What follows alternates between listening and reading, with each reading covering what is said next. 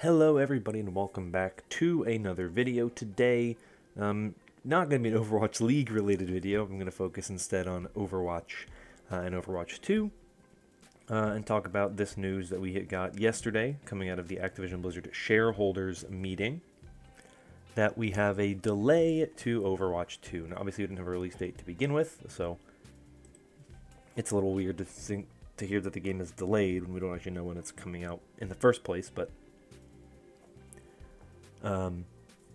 that is what we're going off of now. Is that the game has been pushed back, as well as Diablo 4 has been pushed back as well. Though that's not what I talk about for the most part on this channel. I talk about Overwatch, but it is what it is. So I'll put up this image here, which is the thing that comes from the shareholder meeting, and so it says update on our pipeline, and here's what you can see here. As we have worked with new leadership in Blizzard and within the franchises themselves, particularly in certain key creative roles, it has become apparent that some of the Blizzard content planned for next year will benefit from more development time to reach its full potential. Okay, so that tells you that Overwatch 2 was planned for 2022, which was already assumed considering the early build was going to be what Overwatch 2 was played on. And as they say here, while we are still planning to deliver a substantial amount of content from Blizzard next year, we are now planning for a later launch for Overwatch 2 and Diablo 4 than originally envisaged. So, context would tell you, right, based on this first bullet point, that some of the Blizzard content planned for next year will benefit from more development time, right? Meaning that some of the content was supposed to be released next year and is no longer planned for next year, or was planned for an early launch next year and is going to have a very late launch next year. And then they tell you that in the next bullet point, the sum of the Blizzard content planned for next year is referring to Overwatch 2 and Diablo 4. Okay, so they're delayed. Most likely means until 2023. Could mean that they were both planned for early releases in 2022 and they're now going to be late releases in 2022.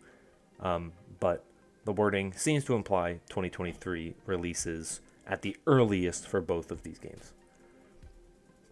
As they say here, these are two of the most eagerly anticipated titles in the industry, and our teams have made great strides towards completion in recent quarters, but we believe giving the team some extra time to complete production and continue growing their creative resources to support the titles after launch will ensure that these releases delight and engage their communities for many years into the future.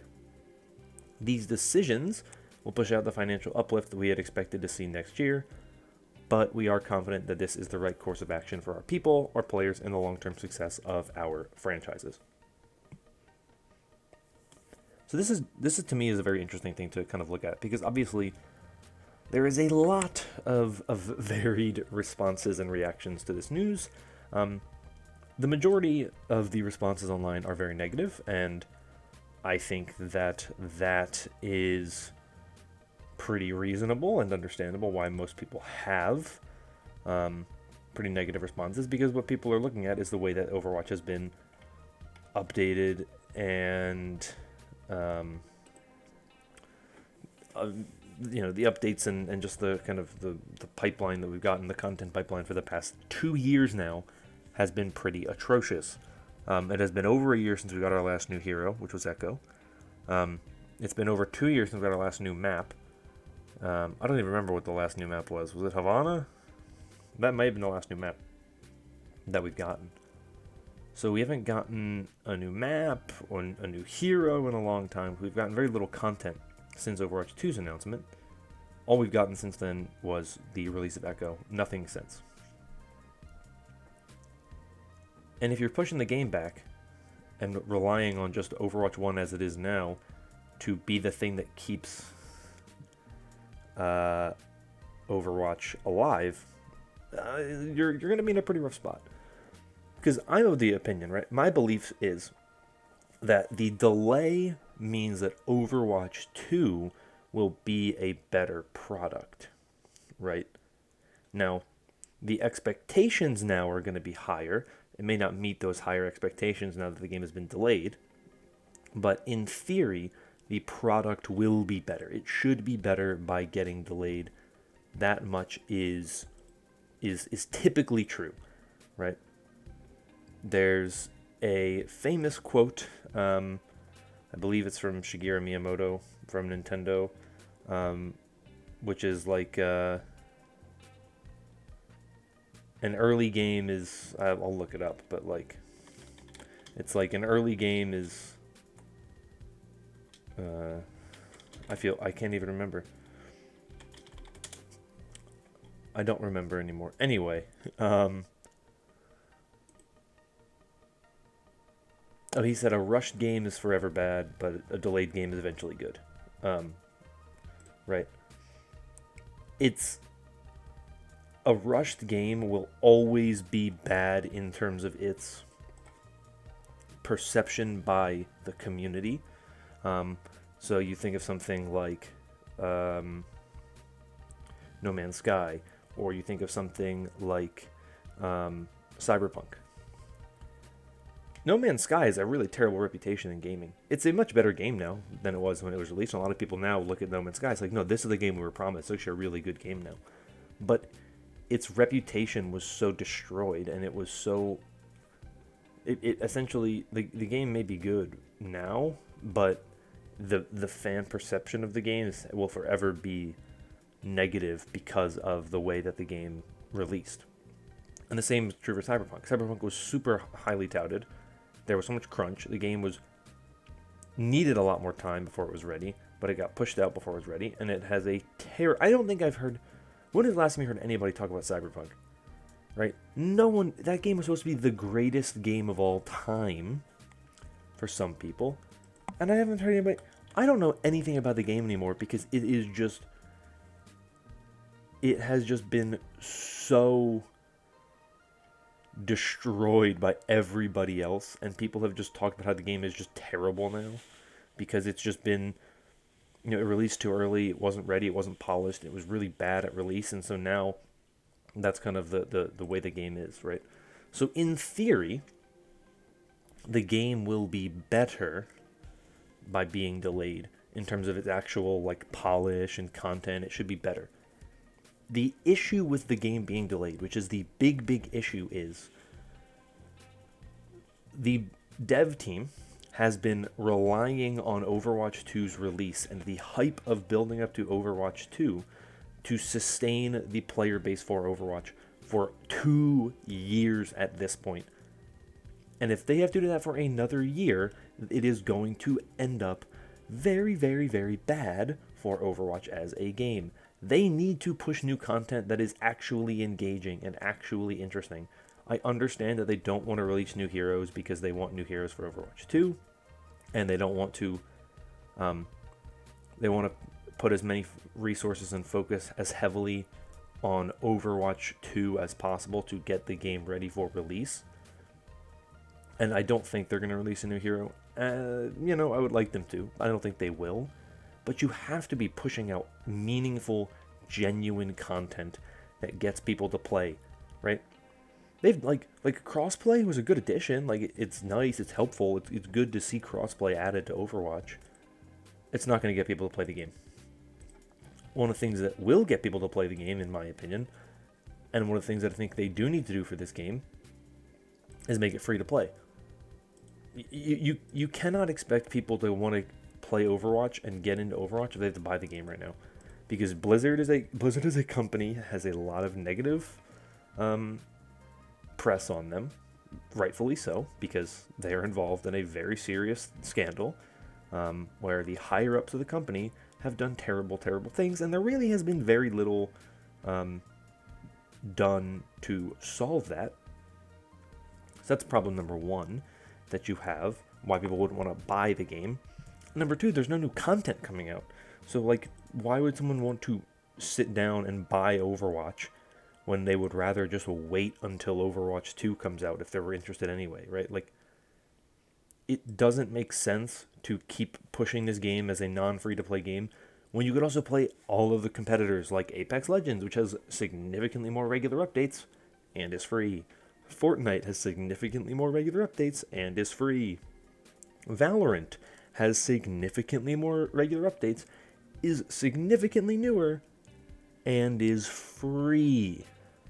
Overwatch is losing because it's not a free-to-play game. It's not getting updated content. And it's overall just... It is just a game that is on life support. The game is not going to be coming out anytime soon because the game clearly isn't ready to be coming out anytime soon. And if they're not pushing out new content for the game that we have now, Overwatch 2 is not going to release well because nobody's going to be interested in the game. Partially because people aren't interested in Activision-Blizzard as a company anyway, and rightfully so. You shouldn't be, considering the horrible, terrible things that have been going on behind the scenes that have now been made public. And number two is you're essentially trying to revive a game that has essentially died because you don't feel like updating content.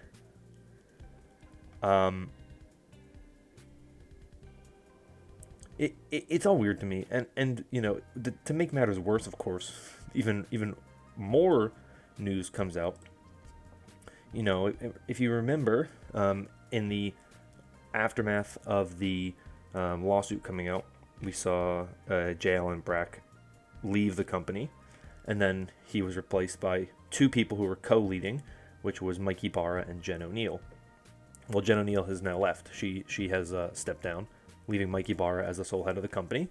So a lot of people are really concerned because the one woman who is still really high up in command is Fran Townsend, who is one of the people who is most directly linked to the terrible culture that Blizzard has right now. She is one of the people who has essentially made issues worse. She is one of the people who has tried to kind of kill attempts to unionize. She has kind of killed attempts to make things more comfortable. I don't know exactly the details, but she has been actively working against the efforts of the workers to try to make Blizzard a better working environment, or Activision Blizzard as a whole a better working environment.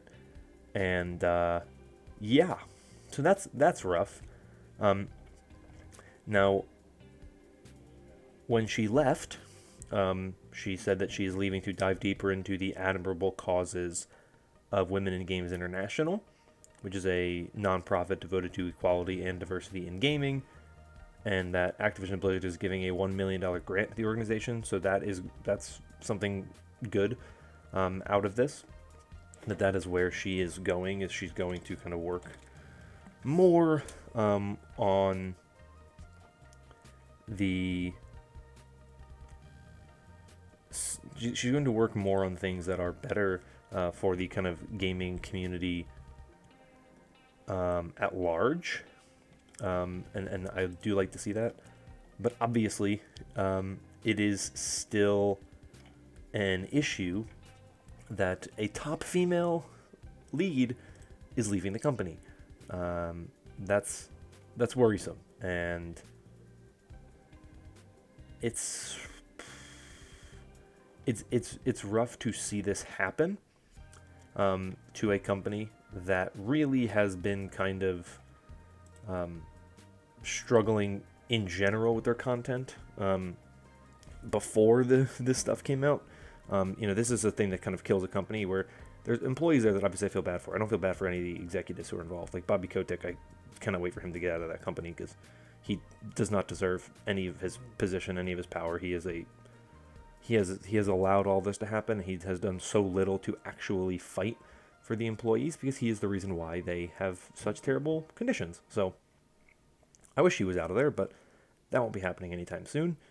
But to me, it's the type of thing where you look at this company, right?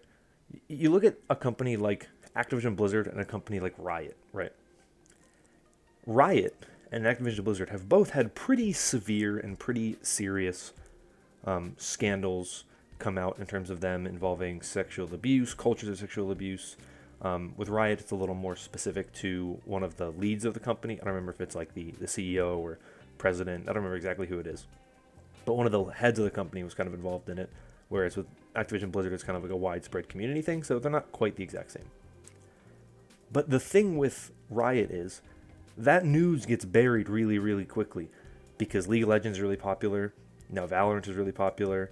Legends of Runeterra is becoming really, really popular. TFT is really popular.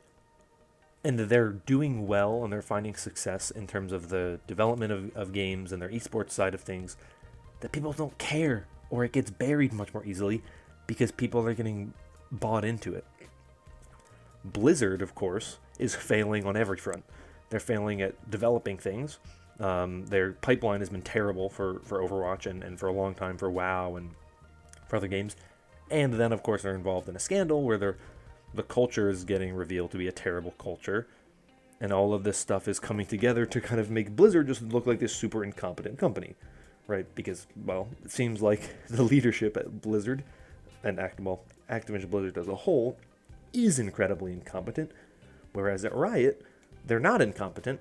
They're still doing terrible things, and we're seeing that with other companies as well. You know, there's worker movements for Ubisoft, and there's worker movements for numerous companies, and even outside of gaming as well, for better changes and stuff to happen.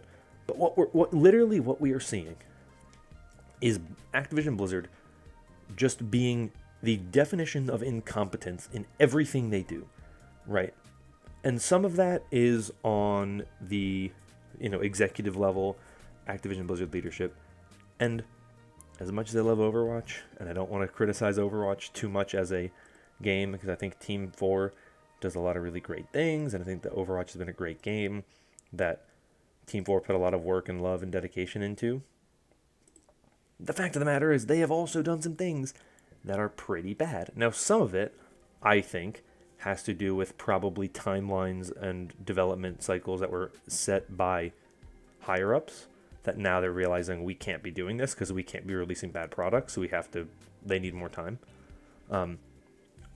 But they still need to be giving us content that will make people engaged and interested, and not just recycling the same events every year with no new heroes and no new content really, other than just cosmetics, an occasional deathmatch map. Like, for example, what's the Malevento? Haven't even played it yet. Don't care that much about it. I'm sure it's cool. I thought Kanazaka is a nice map. Like, I like playing Kanazaka whenever I get to play on Kanazaka. It's a beautiful map. But, like, I don't care about playing deathmatch maps, right? So, just to me, it's the type of thing of, like, I understand you want to save content for Overwatch 2, but there comes a point where you have to keep Overwatch 1 alive. You have to make it free to play. I think you have to understand that this game is not going to survive in the current market, in its current state, long enough for Overwatch 2 to come out and save it. Overwatch 2 is going to come. It's not going to save Overwatch, right? It's going to extend this cycle of pain and misery that we have from Overwatch, if they don't make serious changes to Overwatch 2, and, well, if they don't make changes to Overwatch 1 before Overwatch 2 comes out. That's my thoughts on this whole thing. I really just do not feel super confident right now in what we've heard from Activision Blizzard for the past several months to year, and I'm just hoping that the delay means that Overwatch 2 is a great product.